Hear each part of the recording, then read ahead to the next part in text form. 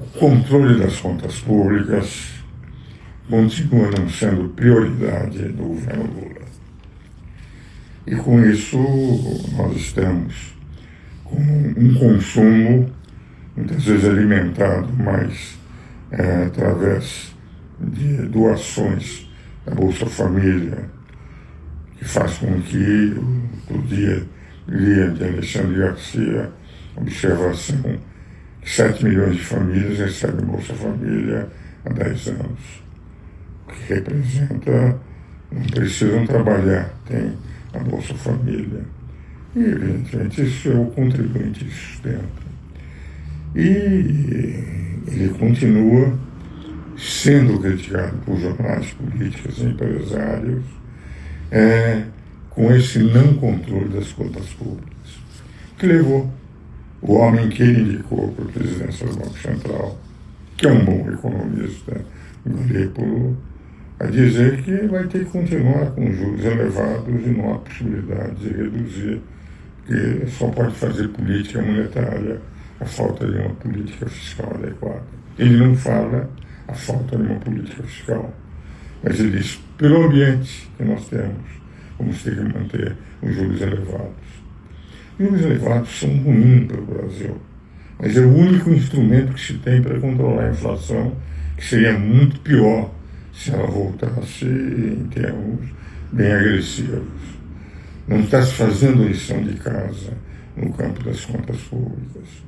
E aquela crítica que o presidente Lula fez ao Alberto Campos Neto, etc., o homem que ele lá colocou e que apoiou as decisões de Alberto Campos Neto é aquele que já aumentou muito mais que Alberto Campos Neto os juros no Brasil. As empresas são prejudicadas, os empréstimos, os juros elevados, o próprio governo é prejudicado porque a dívida pública brasileira, que está entre 77% e 78% em relação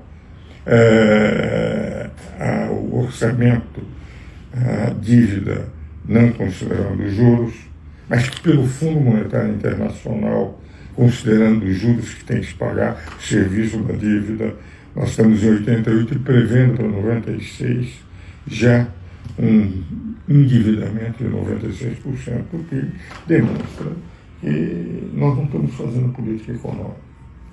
E aí, meu ver, ele está cometendo um erro que vai prejudicar a sua própria candidatura, porque o controle da inflação fica muito mais difícil, o desenvolvimento nacional passa a ser muito menor. E, evidentemente, o que pior existe para o povo é a volta da inflação. Já não se fala mais em manter aquilo que foi a meta máxima de inflação para o ano, que seria 4,5%, 3% que seria o desejável, e 1,5% se nós estivéssemos abaixo da meta. Nós estamos em 5 e pouco, o que vale dizer, e com tendência a crescer. Pode se recuperar no mês, mas a tendência é crescente. Então, o presidente Galípolo, do Banco Central, homem de confiança do Lula, foi lá colocado para mostrar que agora o Banco Central ele está fazendo o que é o único remédio que nós temos, que é a política monetária, e contra aquilo que o presidente Lula disse, que os juros não podiam ser elevados, que eram muito elevados. Não há como reduzir os juros que garante uma política monetária que faz com que a inflação não cresça muito, a falta de política fiscal. E o governo não se convence de que teria que fazer o que o Milei fez. Milei baixou a inflação de 200 e pouco por cento para 20 e poucos por cento. Está fazendo a economia se recuperar, deu o remédio amargo para provocar o choque, e agora a Argentina é o país com mais possibilidades que nós temos no continente.